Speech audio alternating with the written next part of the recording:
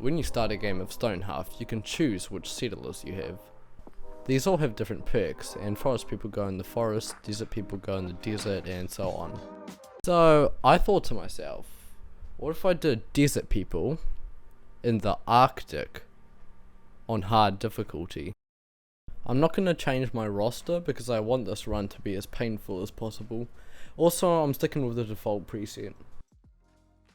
And the fun begins. I'm not quite sure why I placed my town here, but whatever.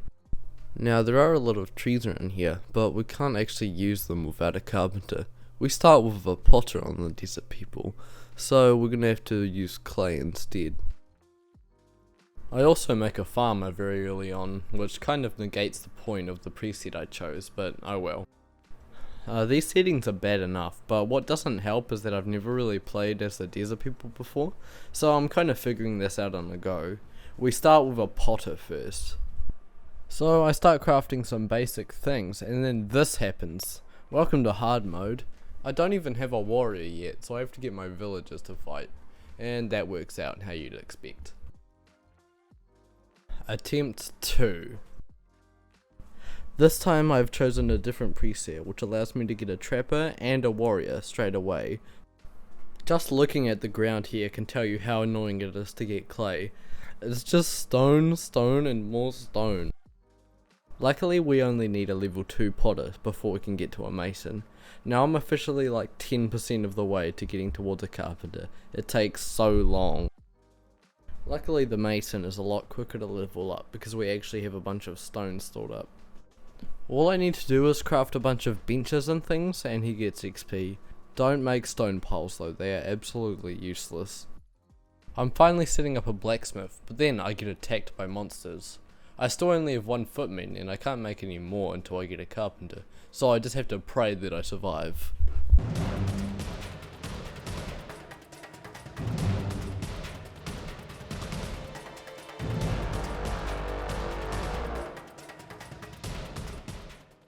Luckily this absolute legend was able to defend my base all by himself.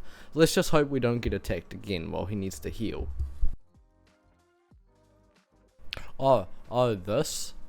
This is nothing. He's just sleeping. He'll be awake soon. Anyways. Here we go again. Just the usual setup. We've got a potter and we're leveling him up.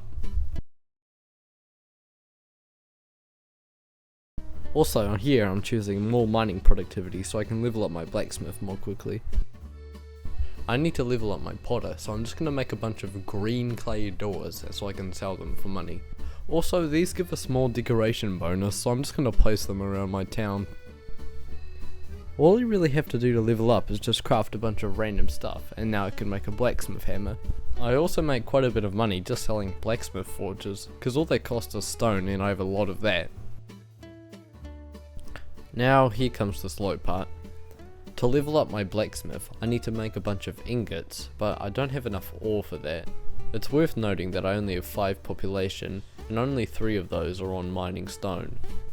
I don't even have enough food to accept new villagers, but luckily I can buy some from this caravan here.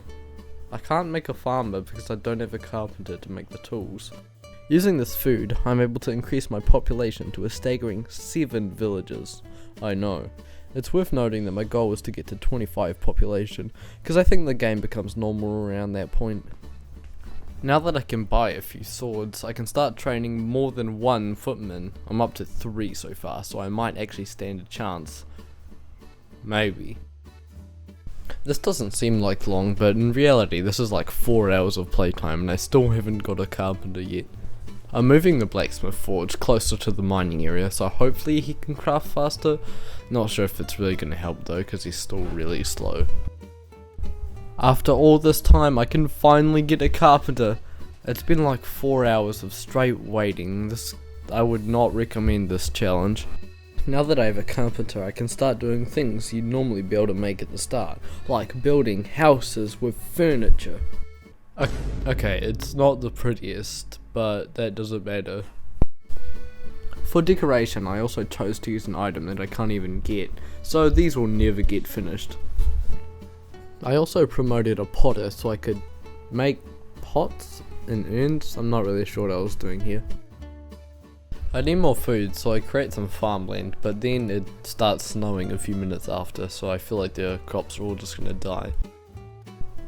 So it seems like my only source of food is money, so I'm gonna make some braziers and lamps so that I can sell with the mason. I've got tons of stone, so this doesn't matter. I wish I had some way to heal my people, because my footmen seem pretty mad about constantly having wounds from battle. I'm just minding my own business, and then this guy comes into my town and asks me to give him 5 forges.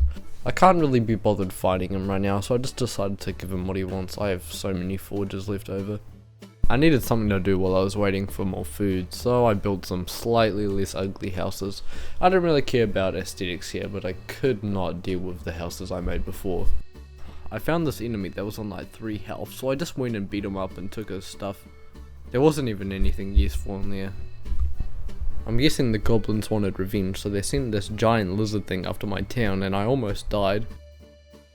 Then I realized how long it was going to take to build a house for everyone in my village, so I designed this thing, which is basically just a big room with 5 beds in it. It's really ugly, but at least they like it. Some of my plants are finally starting to grow, so I'm promoting a cook. All you really need to keep your people content is just some random soups. Now with a food source and a good way to make money just selling stuff from the mason, it's now just a big grind in order to get enough people.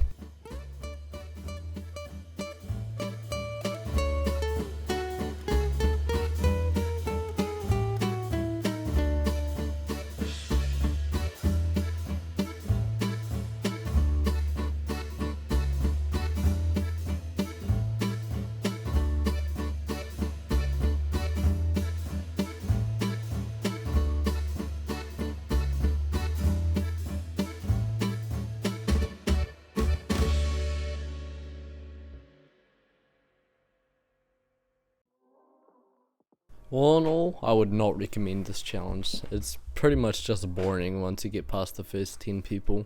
To be honest, I just wanted an excuse to play StoneHearth.